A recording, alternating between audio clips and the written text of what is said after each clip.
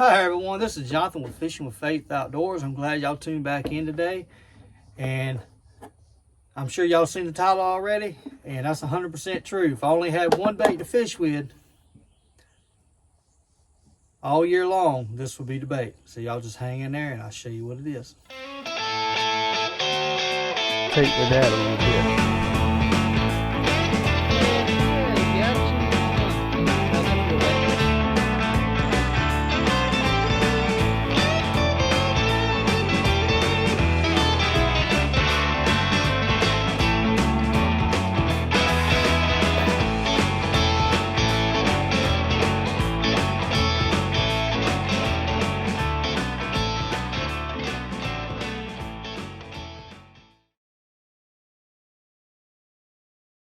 All right, welcome back everyone.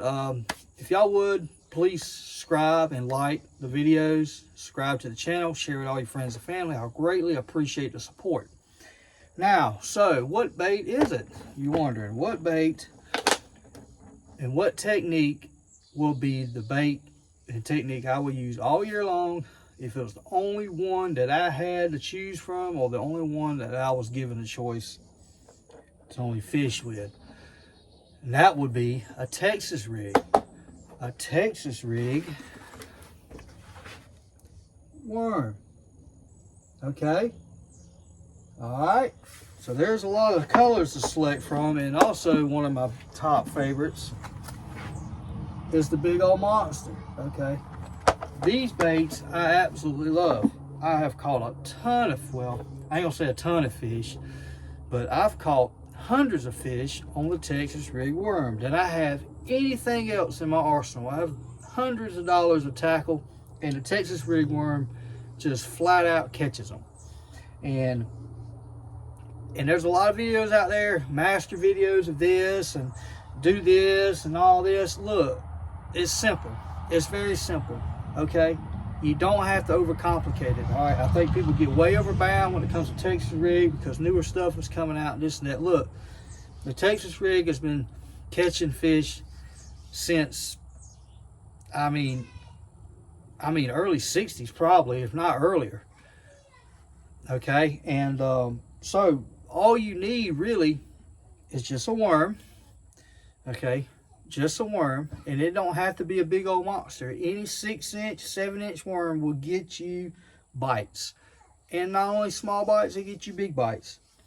Okay, so the Texas rig worm was so effective in the early days that it was almost outlawed in a couple states, and I can't remember those states, but I'll try to leave a link in the description talking about that. So, hey man, come here. Come here. I want you to say something. What? Look up here. Tell them, say like and subscribe, please. You gonna do it? You're not camera shy. He said it, he just didn't say it loud enough for y'all to hear it. All right, buddy, go play. I'm gonna play basketball. Yeah, we'll do it in just a minute, okay? All right, so let's get right into this. All right, so first things first, what colors do you need? All right, well, before we talk about color, because, I mean, you can go down a rabbit hole with color. The first thing I want to talk about, the rigs. All right, you can go two different ways with this rig, and it's not real bound or what. I mean, it is when you're depending on the hook. I know most people is going to want, you know, a spinner reel, because a lot of people say, well, a bait caster, I'll throw a bait caster in the water. Okay, well, if you get that frustrated that, you know, you can't absolutely just learn something, you know, or just absolutely just can't do it, then a spinner reel would be your choice. Okay, a spinner reel will be is user friendly, beginner friendly, and you know, and just people just don't want to use a bait caster. I mean, I understand, but you know, spinner reel. So the heavy, if you get a spinner reel, get a medium heavy reel rod. This is what this is. This is a combo. You get this at Bass Pro. This is a Shimano Samaritan. I can't pronounce it. Let's see if I, yeah, that guy right there. Okay. But you can get this at it's $99. Okay, that's a really good deal, really smooth reel. It's a medium heavy fast. That's what you want to throw a Texas rig on. Okay, you can go a medium fast, but you can't, I wouldn't recommend anything over a 2/0 hook on that. Okay, but This rig here, a medium heavy fast spinning reel, 3025. I will recommend a 3000 series reel.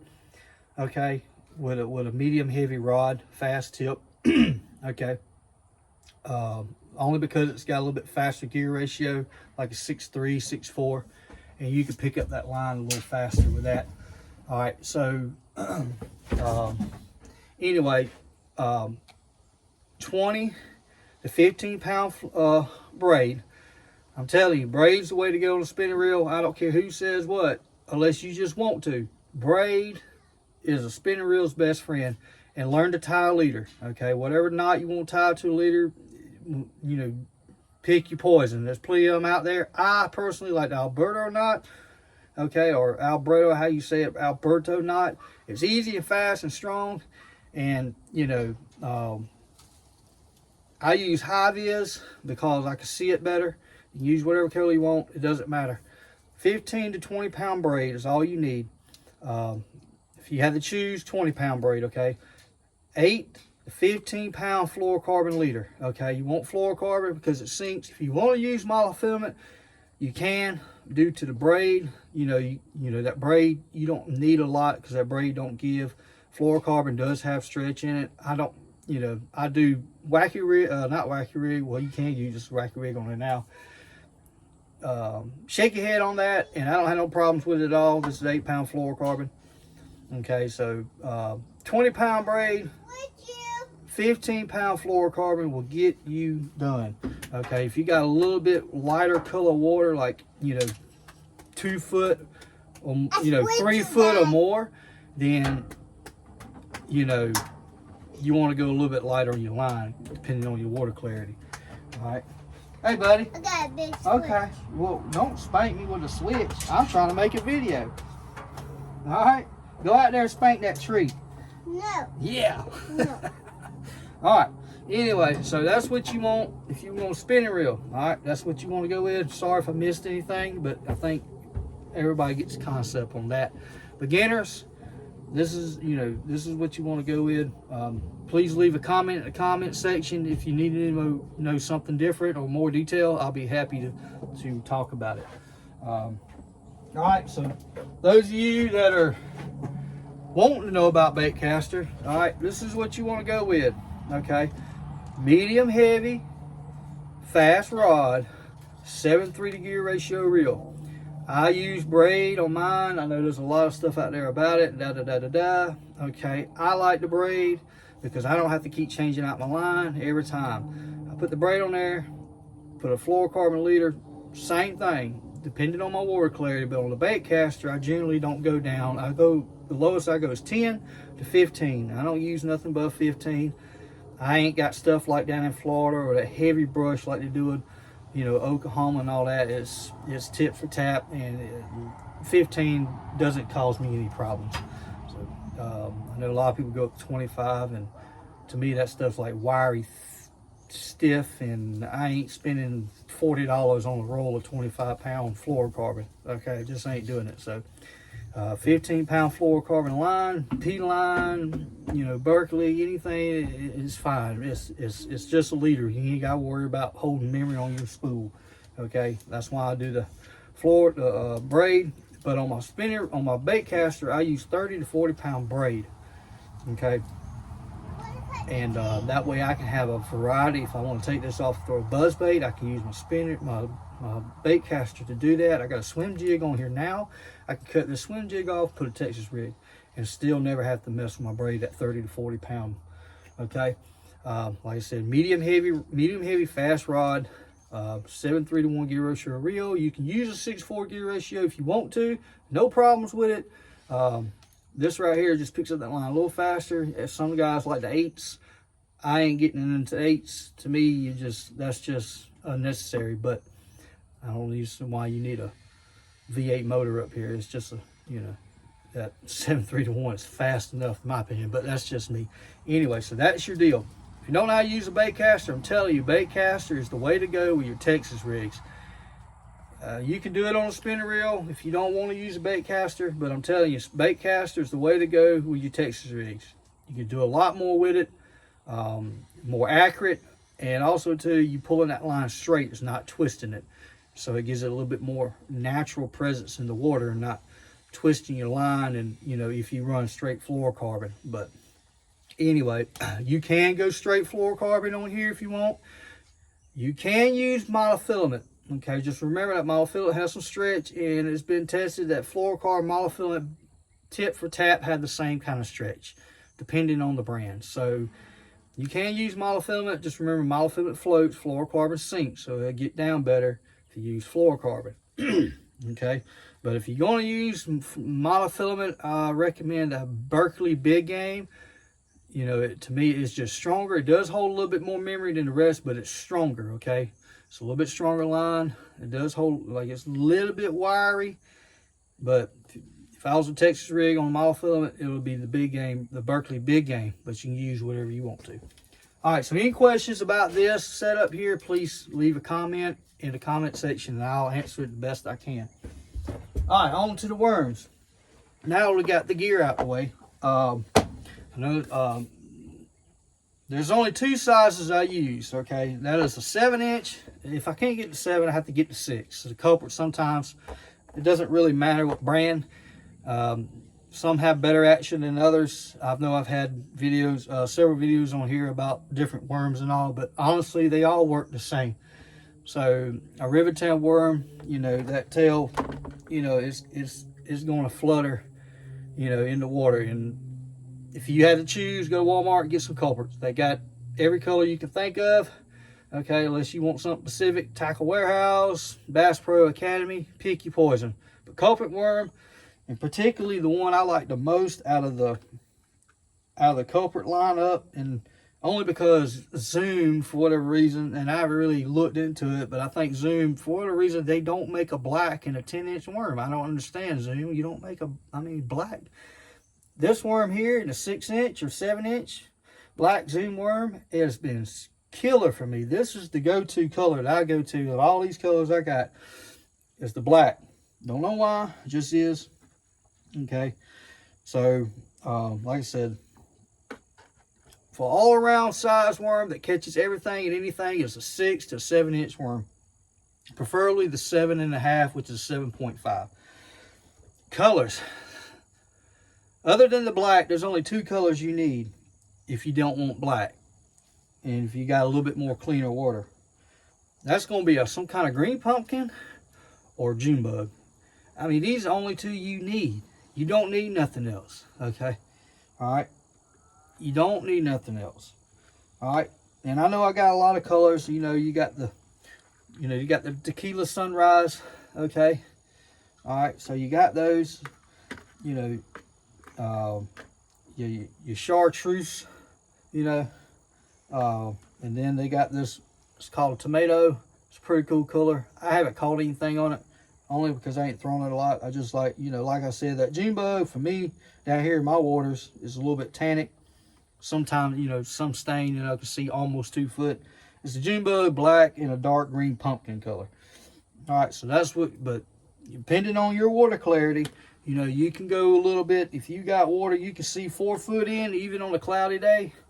Something that's, you know, more transparent, you know, a green pumpkin, pumpkin seed or something like that, that's a little bit more transparent. Not to say that a darker color would work. You know, you got this shad color. Okay, all right, so that's that. And then those of you that like big worms, these are the only 2 colors I throw.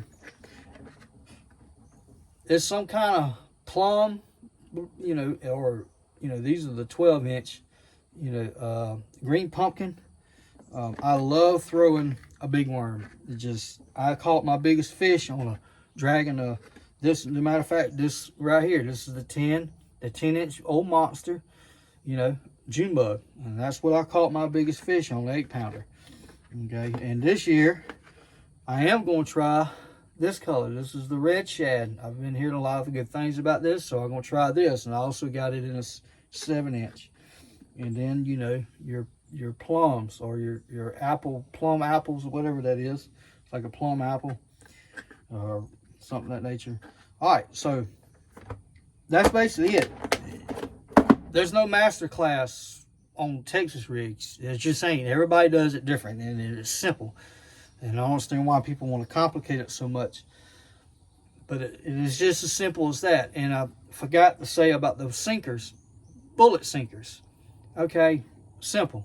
If you're fishing 10 foot or less, 1/4 to 1/8. Preferably, I personally like a 3/16 because that's the best of both sizes, 1/4 and 1/8. 3/16 to me is like the perfect size for all that. Anything deeper, all the way up to a 3/4 if you want to, but I wouldn't go over I wouldn't go over a 5/8 maybe, or half. You know, I don't really fish a whole lot of deep water, but I say half is probably the biggest I use.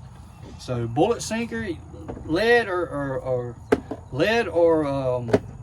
tungsten, and tungsten is expensive, and as far as trying to feel what's on the bottom and everything, you know, I understand lead is a little bit softer so it absorbs more, but it's whatever you want to do. I mean, you don't have to use tungsten, you know, you don't have to use lead, and you know, whatever you can use. I go to Walmart, I buy those Eagle Claw bullet sinkers that are painted black. Okay, that's all I use, and I don't have any issues whatsoever. So, all right, techniques.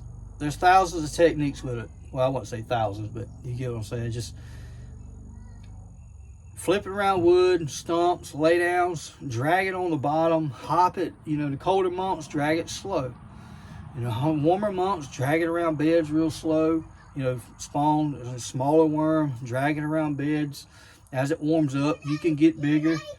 Or if you get a lot of pressure on your lakes, then, you know, use a smaller worm. You know, that's the thing during the summertime is dragging a big worm, okay? So, you know, that's just something to keep in mind. You don't have to, you know, make it, again, you don't have to make it super complicated. It's just, you cast it out there, flip it out there, punch it. You know, you can make a punch rig out of it. You know, you, like I said, you can drag it on the bottom.